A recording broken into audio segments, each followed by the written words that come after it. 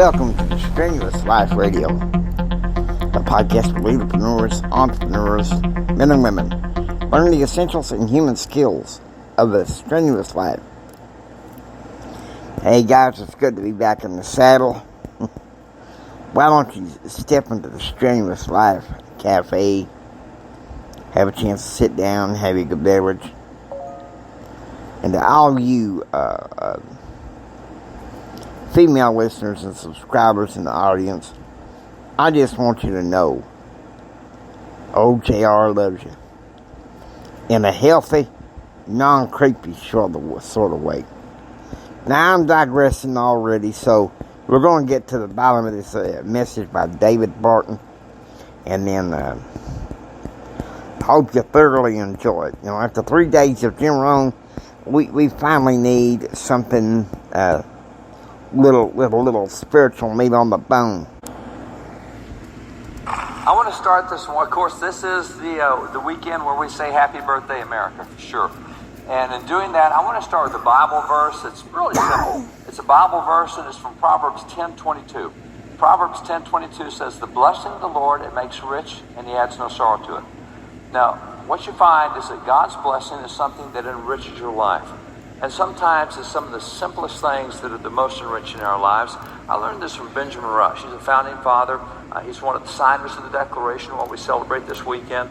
John Adams, another side of the Declaration, said that out of the 250 founding fathers, signers of the Declaration, Constitution, Bill of Rights, said your three most notable founding fathers are George Washington, Ben Franklin, and Benjamin Rush. Now, we don't know much about him today. He started the first abolition society in America. He started the first Bible society in America. He started the Sunday school movement in America. He started academic education for women. He trained the first black physicians in America. I just go through the guy. It's unbelievable what he did. And we own a lot of his original handwritten documents. We have about 160,000 items from American history, everything from Columbus all the way through the Bible that landed on the moon to the Apollo 14. We've got 2 museums in Texas where we display the stuff. And we have a lot of Benjamin Rush's handwritten writings. And in there we have his prayer journal. And so as he's praying, he will write down things in his prayer journal. The Lord shows him he's going through the scriptures. And one of the things that he wrote down, he was on one day just trying to thank God for all the blessings he enjoyed. And he was listing them. And I was going through, that's good. Oh, that's good. And he came to one, he said, "I thank God for all the times I have not fallen down the stairs." Run that by me again. Now, I'll point out, I just ran up the stairs and nobody noticed that. How come? Because I didn't fall. If I'd fallen, you would have noticed it, and that would not have been a blessing. So many things that don't happen to us are blessings. Like when you go to the store and don't have a wreck, you don't think about it. You would have noticed it if you had a wreck, but the blessing is nothing happened. And that's the way so many things are. And when you look at all the blessings we have, I think that we as Americans have more blessings we take for granted than any other people in the history of the world. You look, 4th of July, this is when they did the Declaration of Independence. And significantly, right now there's 193 nations at the UN. We're one of 193, and every one of them have government.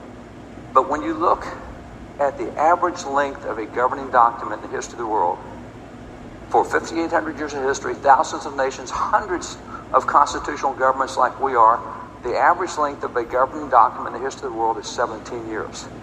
Now, what we celebrate on July the 4th is 247 years. We are so stable, we just think that's normal, and it's not. What we have is other people would love to have any part of what we've got, and we just take it for granted. There's so many things like this that have become part of America, and we're really good at criticizing ourselves and having everybody else criticize us, but everybody's trying to get here. Everybody wants to come live here. The State Department says right now there's 127 different nations lined up on the southern border trying to get in. This is where people want to go. The academics, everybody else may criticize us, but people recognize we're blessed. We need to recognize we're blessed and be grateful for that. Now, within this framework, there's a guy who came to America in 1831. This is 50 years after the Declaration of Independence. He comes in 1831, and he looks, and he's the guy who wrote Democracy in America, Alexis de Tocqueville. And it's striking what he said about America. He came here because he was part of the Justice Department of France. He wants to see what justice is like in America. In France, they had 40,000 executions. In America, he got here, and the guy who's the head of all the judicial system, the entire state of New York, was lamenting the fact that in 18 years they had prosecuted 8 murders in New York. That's a murder every other year. And he thought that was way too high. And they're in France where they have dozens a day. We're just different in so many areas. And he wrote about how different we were. This is a statement he made. He said, the position of the Americans is quite exceptional, and it may be believed that no democratic people will ever be placed in a similar one. He said, I've never been to a nation like this. This is where we get the term American exceptionalism. Now, American exceptionalism, it really means that we're the exception, not the rule. We're not like every other nation. We're different from other nations. And what philosophy produced American exceptionalism? Well, this is something historians see very clear. You won't find this in textbooks today, but it doesn't matter whether you're a historian from a foreign country or whether you're a historian here. Let me just show you some of what de Tocqueville said about why he found America so unique and interesting. This is what he said. He said, upon my arrival in the United States, the religious aspect of the country was the first thing that struck my attention. And the longer I stayed there, the more did I perceive the great political consequences resulting from this state of things to which I was unaccustomed. This is not the way it's like in Europe and in France. He said, in France, I've almost always seen the spirit of religion and the spirit of freedom marching and pursuing courses diametrically opposed to each other. But in America, I found they were intimately united and they reigned in common over the same country. He said, the Americans combined the notions of Christianity and of liberty so intimately in their minds that it's impossible to make them conceive of the one without the other. What a time in America when you couldn't think about liberty without thinking about Christianity. Because Christianity produced the liberty that we now take for granted, and today we think the more secular we become, the more free we are. That's not the way it works. And so this is what we understood for so long, and this is what made us exceptional, made us different. George Washington, we as Americans already understood what Alexis de Tocqueville found out 50 years after we signed the Declaration. George Washington, after 45 years of public service, leading us through the American War for Independence, gaining independence, chairing the Constitutional Convention, becoming our first president. After 45 years, he's leaving office, he's retiring, he's going back to Mount Vernon, and he gave his farewell address. And his farewell address gave about a dozen warnings to keep America on track. He said, guys, we know this, we all know this, we've been through it together, but remember, and he gave about a dozen warnings. And as he went through those warnings, there's one that I think is really pertinent for today. And he talks about political prosperity and what it takes to have political prosperity. And I don't know of many people today who would think that our politics is prosperous today. We're more weaponized and more pointed and polarized than we've been in decades. And he says, well, if you want political prosperity, he said, of all the habits and dispositions that lead to political prosperity, if you want your politics and government to do well, he said, religion and morality are indispensable supports. He said, in vain would that man claim the tribute of patriotism who should labor to subvert these great pillars of human happiness. He said, guys, I know a patriot when I see one. I had him at Valley Forge, I had him throughout the war, and I'm just telling you, anyone who tries to secularize the country is not a patriot. They're not helping the country, they're destroying the country. Now, that's a really strong statement, and we used to study that farewell address, for example, in school. For the first 8 years of school, you would take a written exam on Washington's farewell address every year for the first 8 years of school, because we understood that if we became secular, we would be just like Europe and just like everybody else. So all the habits that lead to political prosperity, if you want political prosperity, what you've got to do is you have to work on those principles of religion and morality. Now, see, this is the understanding that we had of the 4th of July. And this is why John Adams, on the day that they approved the Declaration of Independence, said that he believed that that should be a religious holiday, and it was for decades. For decades, our top 2 religious holidays in America were Christmas and the 4th of July. The Founding Fathers said on Christmas, we celebrate the principles Jesus Christ brought in the world through his birth, and on the 4th of July, we celebrate the application of those Christian principles into a form of government here in America. Those were our 2 major religious holidays, were Christmas and 4th of July. So we understood how important it was to have that perspective of religion and morality. Now, when you go back to, all right, how did this work out? How did this lead to the country we've got now and the perspective we have now? Go back to the Declaration of Independence. It has 3 sections. It has 161 words that set forth 6 principles of government. We're going to look at the first 3 principles. And then it has 27 grievances showing how Great Britain violated all these principles that God has set forth for government. And then at the end it says, now, with the firm reliance on the protection of divine providence, we mutually pledge each other our lives, fortune, sacred honor. And that's where they promised to follow through on the commitment they made, and they did. We don't often study these guys today, but 10 of them did not live to see what they wanted the rest of us to enjoy. 17 lost every possession they had as a result of the signing the Declaration. 3 of them lost their kids. 2 lost their wives. Wives were made prisoners of war just like the husbands were.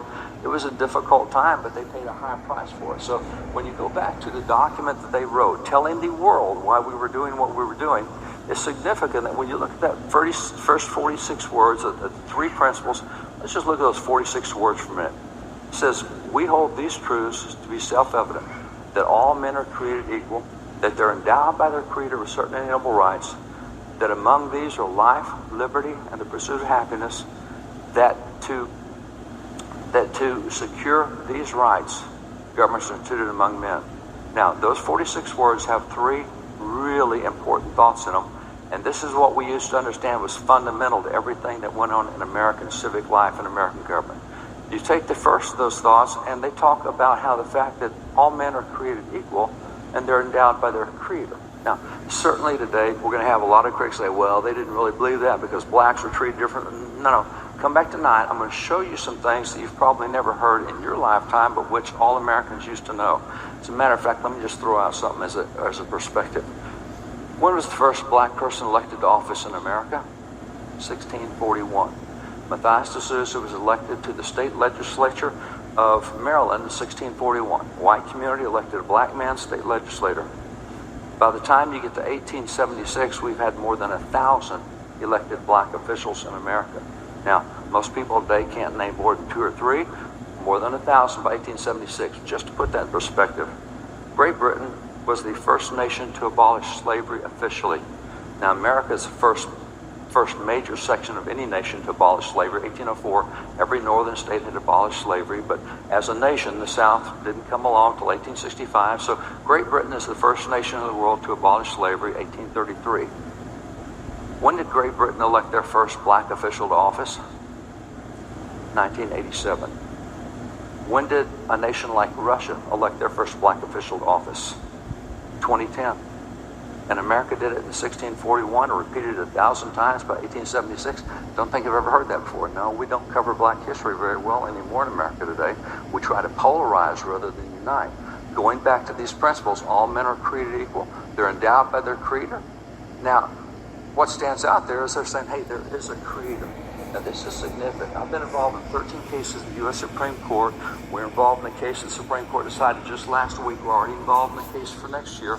And strikingly, the court says, no. We got a lot of people in America who don't believe in God. We got a lot of atheists and others. And so government can't take a position on whether there is or isn't a God. But that was not a problem in the founding era because they pointed out that this is the unanimous declaration of all 13 governments in the United States. There is a Creator.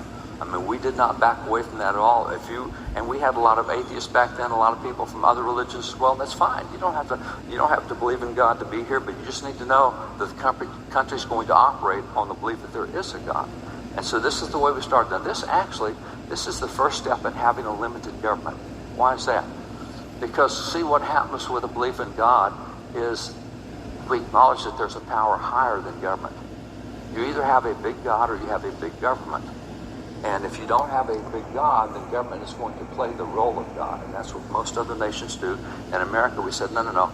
Government is not God. God is God. And government supports what God says. And that's why we had a limited government. That's why we had more freedom than any other nation in the world. George Washington specifically talked about this on the day that we finished the Bill of Rights. On the day that we finished writing the first 10 amendments that we adopted in the Constitution, he issued a national proclamation for a day of prayer and thanksgiving. We need to stop and thank God. And in that proclamation that he issued, and we own that proclamation from 1789, in that proclamation, this is what George Washington says.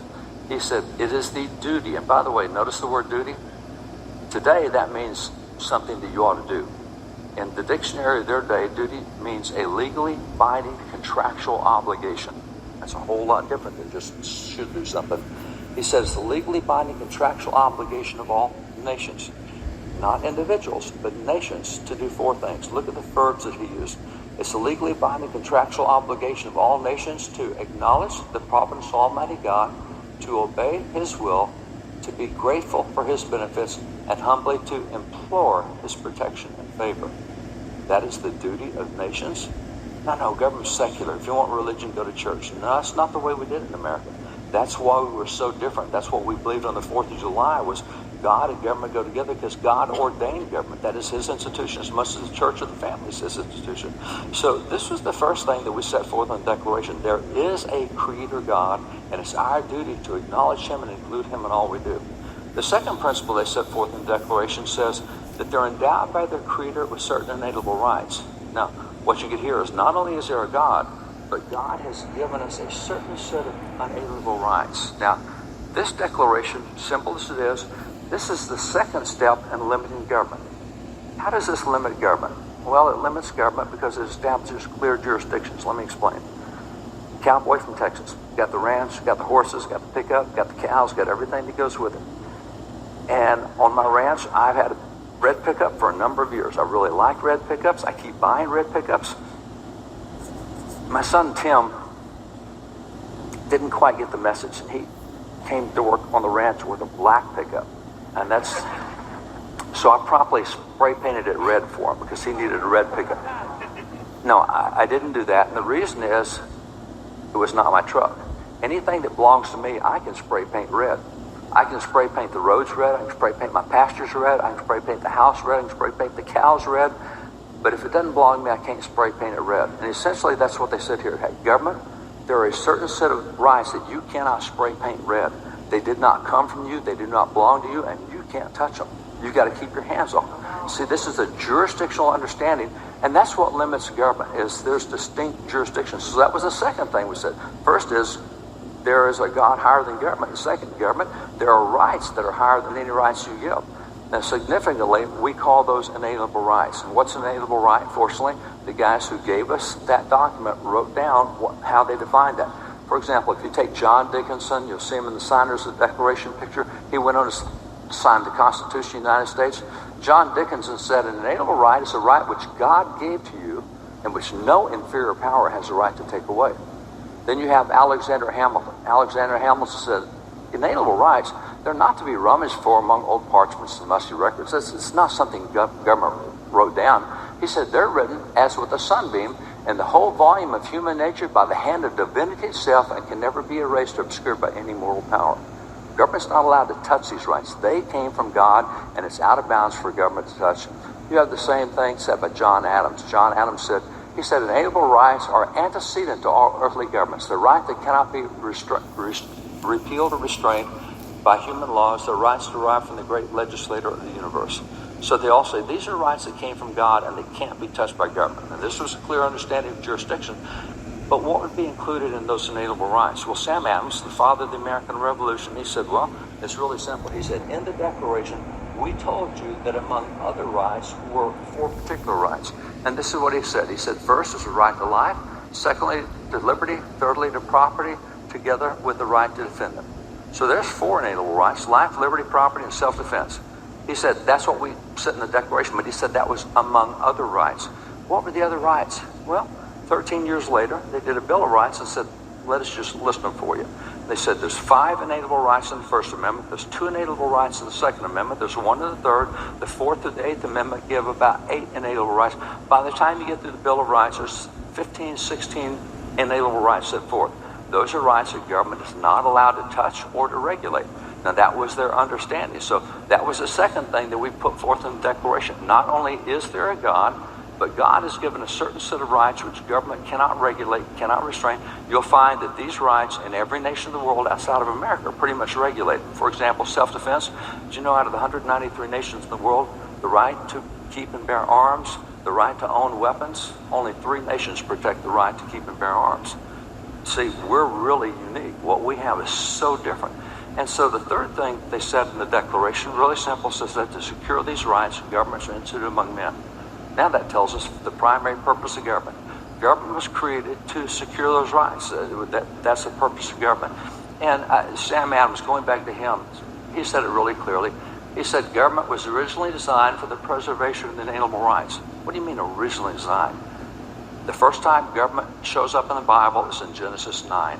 You remember, you have Adam and Eve, they have children, and Cain ends up killing Abel, and the whole world goes downhill from there, and then it's just rape and murder and pillage, and everything's going wrong, and God says, okay, let's just wipe it out and start again.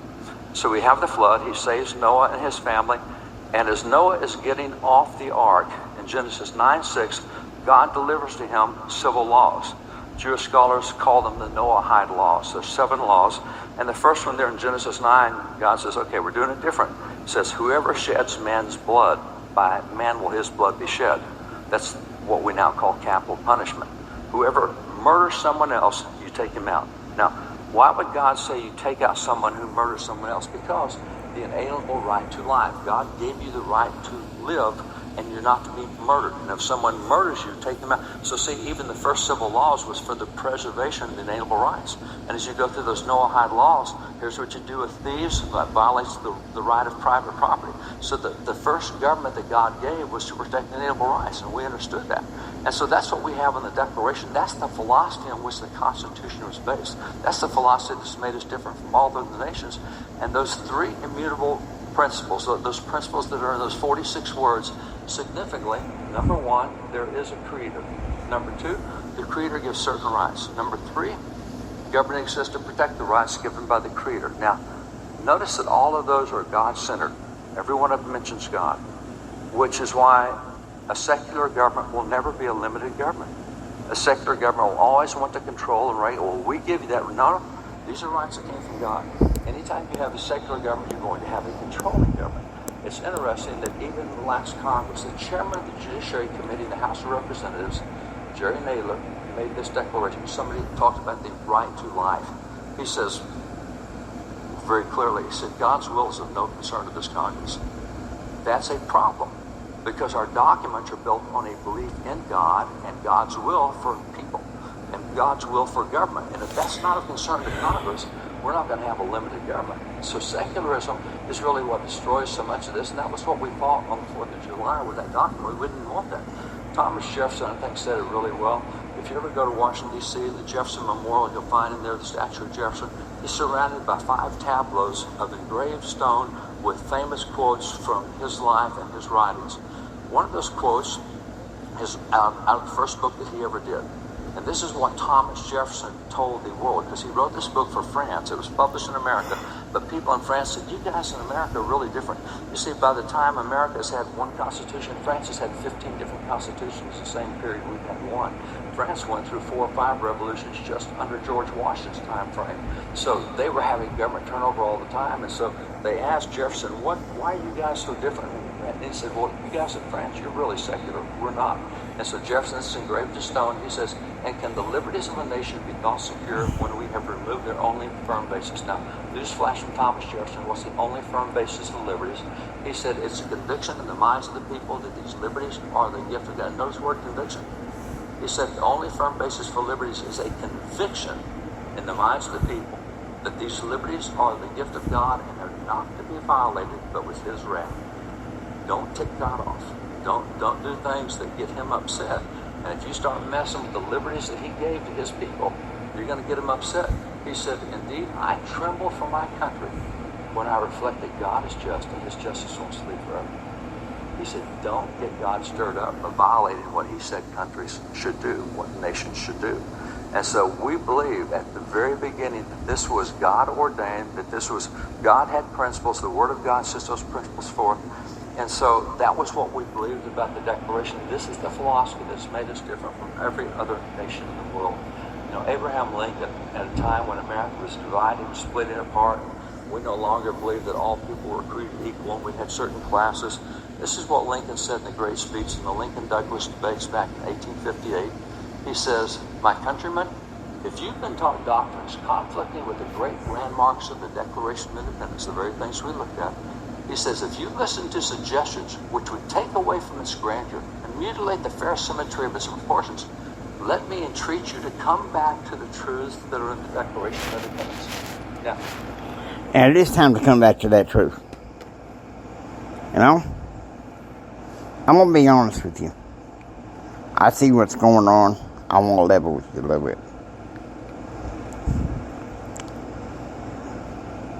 when you got somebody back at the time who's in a congressional committee that says God is of no concern in this Congress.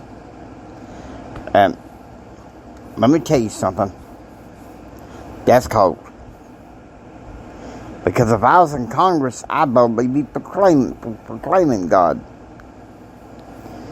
They'd have to toss me off out of the House chamber in my keister.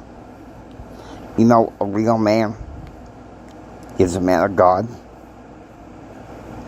And the problem is, I think, sadly, some churches are raising us to be babies in Christianity. It's all this milk. I think Christians need to start dining of themselves, of the meat in God's Word. And why not? Once you have grown to a certain point in Christianity, then you need to have some of the meat. But we have a distractive, defiant culture that is trying to turn us into babies, trying to over-sexualize kids, and to make Christians weak. And let me tell you something, that makes old JR's blood boil.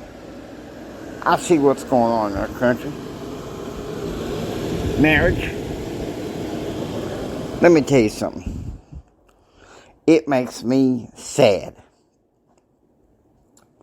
Over the decades, what mockery some people in America, that we in America have made of marriage. Let me tell you something. You get you a wife, you marry him, you hold on to him. But at the same time, you love that woman with all your heart. I think we should love all people. Thanks to the liberal culture we got going on,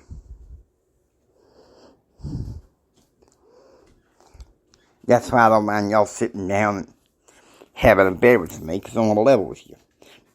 David Barton is right. We have a divine influence. We can make an influence of what's going on now. It's my hope in 2024 that this American people start waking up. Start waking up.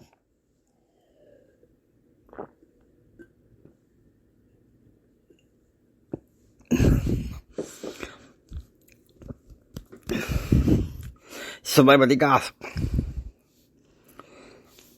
Celebrity gossip is part of our distractive, defiant culture.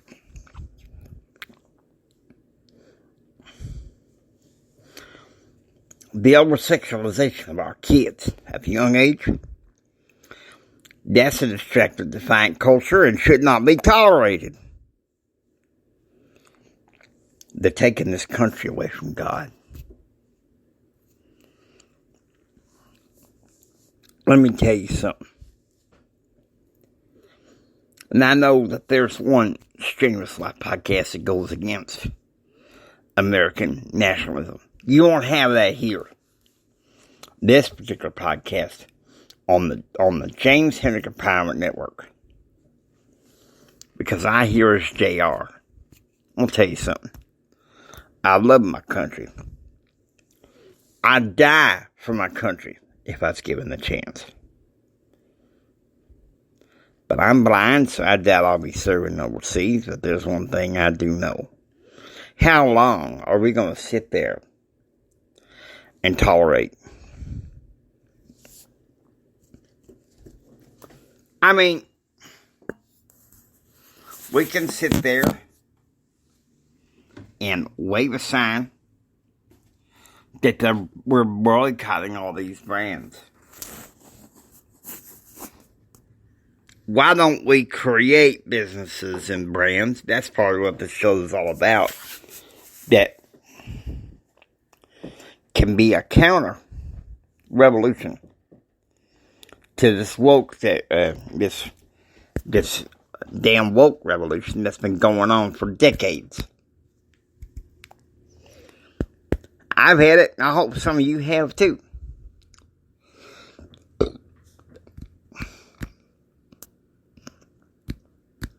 It's pathetic. It's pathetic, and we shouldn't have to deal with it. We shouldn't have to put up with it being alone. Let me tell you something. This country is worth saving.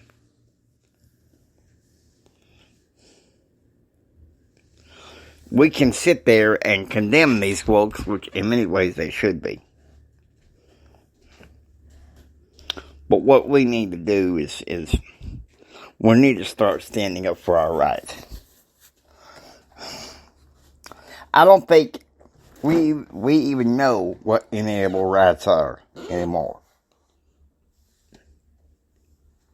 You got people from Hollywood and these secularists that are trying to tell us, oh, these are created by government, by virtue of us being citizens. No. If you go into Christian school at any point in your grade school career, I tell you, there's one thing they're going to teach you. Them inalienable rights, they come from God. How about the sanctity of life, huh? Now, I'd like to see all abortions snuffed out. But I'm like Jimmy, it's a state issue. And I think enough people in enough states need to rise out and say, we're going to snuff out abortion.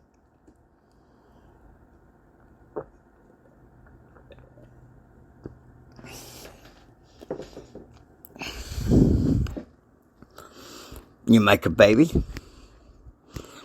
you raise that baby to the best of your ability.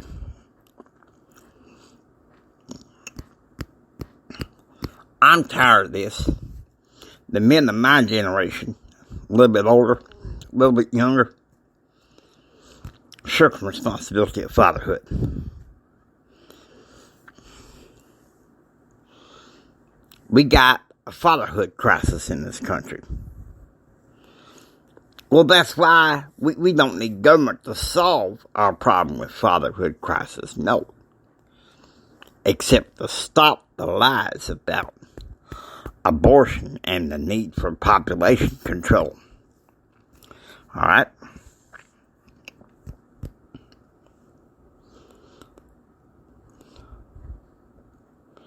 I think one thing we need to see and know is that God is our loving Heavenly Father. Now, everybody has had, unfortunately, a healthy relationship with their father. Sometimes it just comes and goes. It is what it is. Now, I love what David Barton had to say. So, I wanted the first 24 minutes to be from him. Now, we're going to be moving on, of course, back to the business disciplines. I'll give you some of the rest that's coming up this week.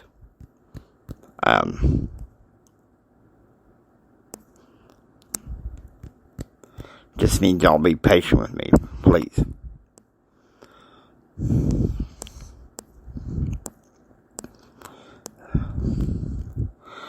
Tomorrow, we're going to be talking about reading for your business. You need to know that. Friday,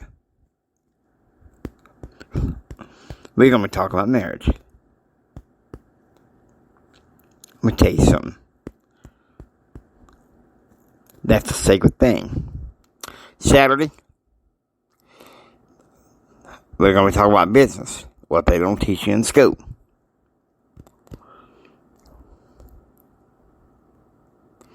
And the next episode is called Checking In. the strenuous Christian. You guys are going to have a treat from now until the early fall when the season ends. But I assure you, you are going to find this worth it.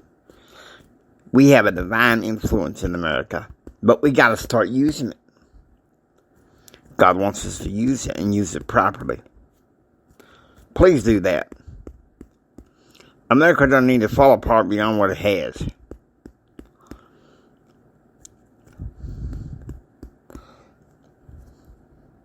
I hope you enjoy listening to Strenuous Life Radio. If you like what you hear, please subscribe, become a part of the Strenuous Life family.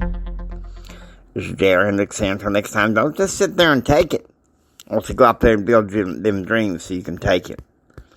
Do what others don't so you can be what others want. And do what others want so you can have what others can't. Think strong. Like my daddy always says, think strong, live strong, and live the strenuous life. God bless you. Y'all take care now, yeah? Take care. And JR loves you.